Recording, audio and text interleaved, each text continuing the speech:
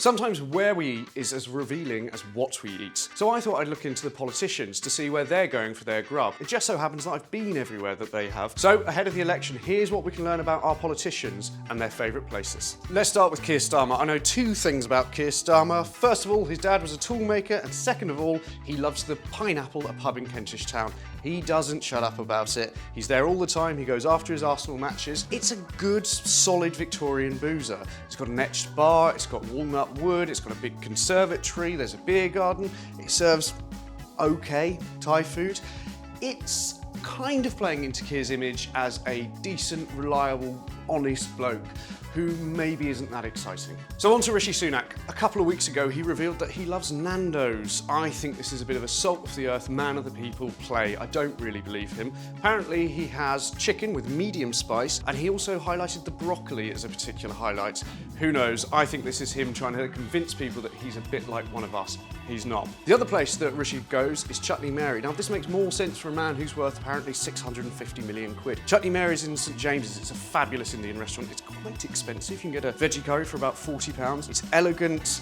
You sort of imagine people like Rishi, politicians, will keep themselves away from the world in somewhere like that. The unknowable Ed Davey. Apparently, according to a YouGov poll, 1 in 3 Lib Dem voters don't even recognise the man. So it's not such a surprise we don't really understand where he goes or what he has. There is a pub, however, in Surbiton, which is called the Prince of Wales, which he's been spotted at a few times, including one quite sweary video from a couple of years ago. It's a nice pub. I liked it. It's got a big back garden. It's quite plain looking from the front, and it just serves fish and chips and burgers.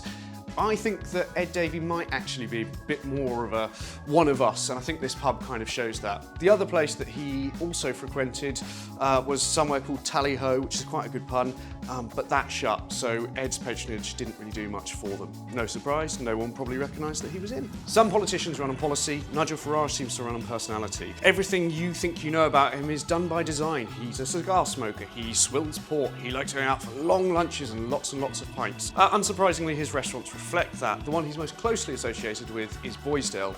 Boysdale is a small group of Scottish restaurants run by a Scottish aristocrat. It has a cigar terrace, it serves lobster, it serves fine wine, it serves lots of steaks, and everyone in there has great honking laughs and is ruddy-faced. It's actually rather fun, but you do need your big boy credit card. The other place that Farage has been linked with is Simpson's Tavern. It's London's oldest chop house and sadly now shut. It might reopen though because there's a campaign to save it.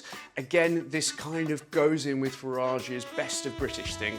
So it serves lamb chops, it serves steak and kidney pie. It's very traditional and it speaks to that sort of Britain that Nigel thinks existed but probably never did.